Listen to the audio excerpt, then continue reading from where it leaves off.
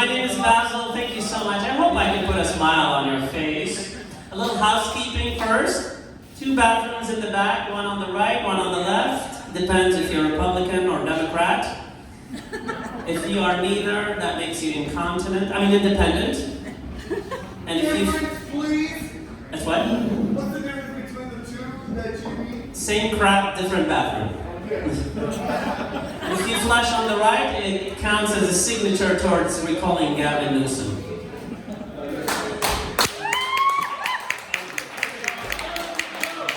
And if you flush on the left, I think the plumber is coming in somewhere in November 2022. Also, please tip your bartenders and your servers. They work really hard, and there's no such thing as a small tip, only cheap people. So be generous. How about COVID, guys? It's been a crazy year for us. COVID-19 has wreaked havoc in our lives. I want to shout out for the nurses, by the way. You guys, if they're, are you a nurse?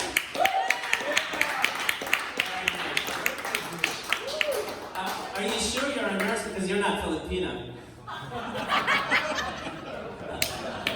But no, seriously, you guys have to deal with the doctors, you have to deal with the patients and their loved ones. I mean, you have your work cut out for you. By the way, I used to be in the nursing program. Yeah, first 6 months of my life, and then my mom switched me to solid foods. Takes a second. Anyway, I was at Yellowstone National Park 2 weeks ago. Signs everywhere. Please keep 6 feet apart from any mountain lion not wearing a mask. And the oldest gay bar in San Francisco closed their doors down because of COVID-19. They went $40,000, 4 months behind on the rent.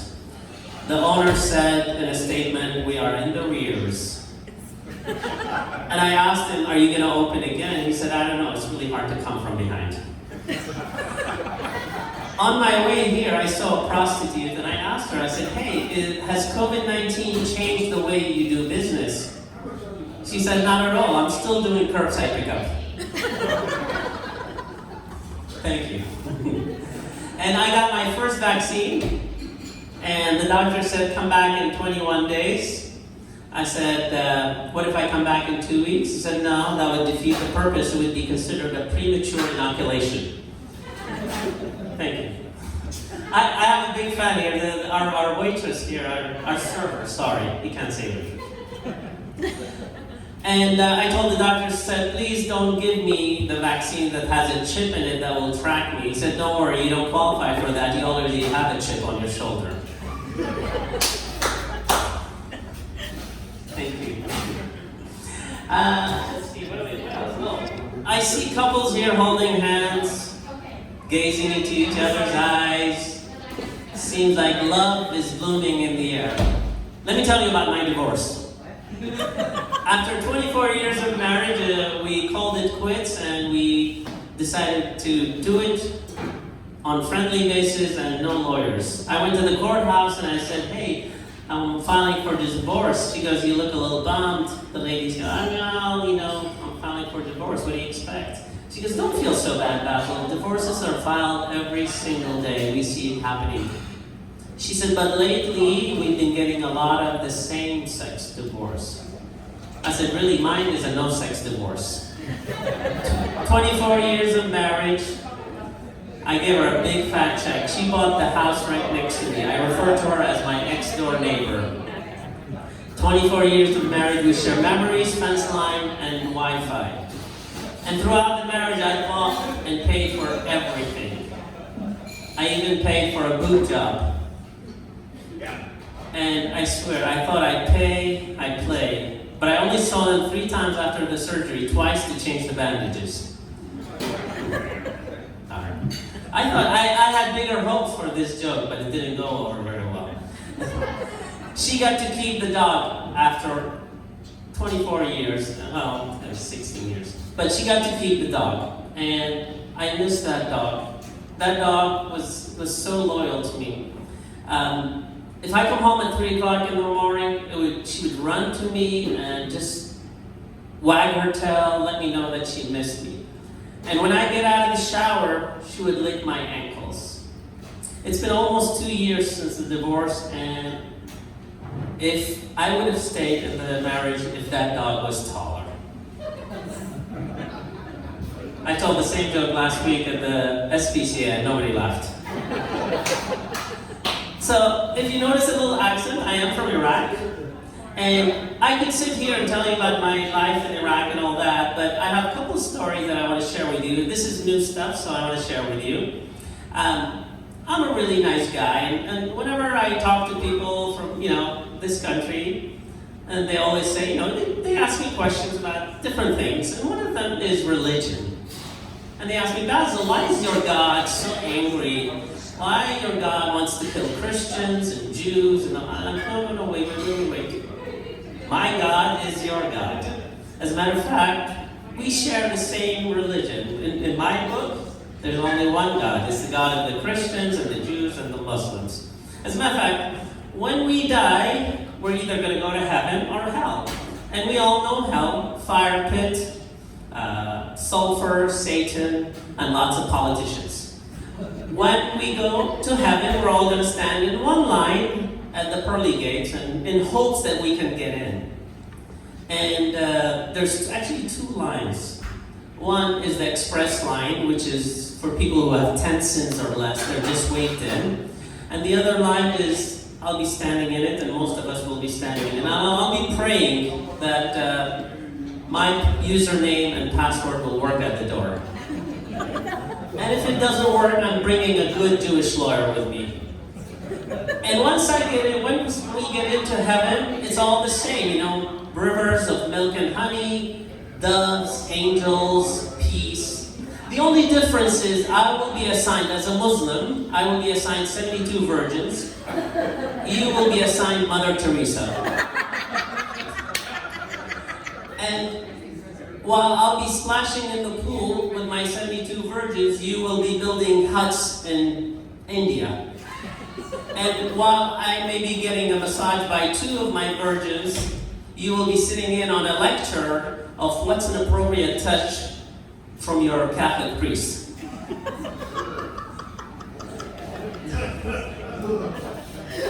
Took a second, huh? Now, there are so many cultural differences between, my people and the American culture. Although I've been here 40 years, I still have one word that I still cringe every time I hear. I think I've mastered the language, I think I've learned the ways of life here, but there's one word that really bothers me every time I hear it, and that word is air. A-I-R. I'll tell you what. In Arabic, the word air is pronounced exactly the same way. It means dick. So you can see, when I was taking scuba lessons and my teacher said, Bassil, you need to come up for air. Come up for air. Or if I'm sitting in the back seat of my friend's car and he's like, Bassil, are you getting enough air in the back? You have your own control, and if you turn it on, you'll have air blowing in your face. And I passed up an opportunity to join the Air Force, and when people call me, hey, what's the air quality in Rockland? Anyway, I could go on and on and on. And it's my own demons. To you, the word is just air. But to me, obviously, it means more. But there's one instance where it might mean something to you. Next time, you take your wife to a party, and the party is full of Arabs. An hour into the party, your wife says, honey, I'm going to go outside and get some fresh air. You have been warned. One more thing. Okay. Another cultural difference in I'm a really nice guy. And really nice guy. As a matter of fact, people always tell me that, so I have to believe it. I'm the kind of guy that, if you want money, I'll give it to you. I won't say no. That's being kind. Thank you so much. If you want a ride, I'll give you a ride. I will not say no. If you want, because I don't drink, I don't smoke, I don't do drugs, if you want blood samples or urine samples to pass the drug test at your job, I'll give it to you. I'm a nice guy, seriously. And so one of my coworkers came in to me, and she said, Basil, I'm really stressed out. Tomorrow I have to leave my apartment, and my new place will not be ready for 3 more days, and I don't have a place to stay. I said, oh my God, Stephanie, come on. I have an extra room. You can come and stay with me. She goes, really? I said, of course, I insist. She said, but I don't want to impose. I said, no imposition at all. I'm offering. She said, okay. I said, as a matter of fact, listen, I come from a culture where we want people to be our guests in our house. And I threw in an Iraqi line on her that we tell when people come and stay at our homes. And I told her, I said, أسكنك في عيني وأفرش لك خدي. So, which means, she said, my God, this sounds so beautiful. What does it mean? I said, when you come and stay at my house, I'm gonna, أسكنك في عيني, means I'm gonna let you live in my eyes. And she said, wow, that is beautiful. I said, yes, I'm going to let you live in my eyes, the most precious body part in my eyes. You're going to be sitting right there, and I'm going to make sure I see everything you want and you need. I won't miss a thing. She goes, that's beautiful. She said, what's the other part? I said, Afrosh laka khaddi. She said, that sounds beautiful. What does it mean? I said, it means sit on my face. Now, I screwed up. My translation maybe wasn't that good, but my intentions were in the right place. See, the cheeks are the fluffiest part of the body, and I wanted her to feel really comfortable. I didn't want her to find a couch with some pillows and wander around. No, I wanted her to step right out of my eyes and right onto my face. I wanted to make it easy for her. Well, HR got involved. Lawyers got involved.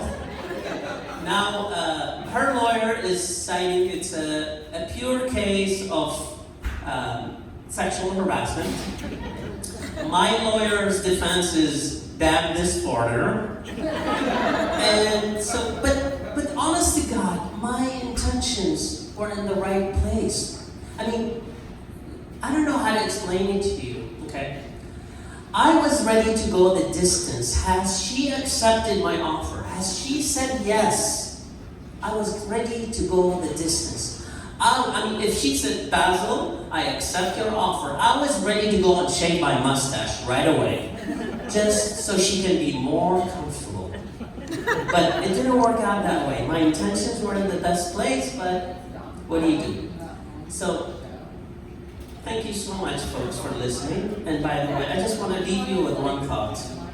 I want you to always think positive, always stay healthy and safe, and take a hike, take a walk in the park, and I want you to take a deep breath and smell the fresh air.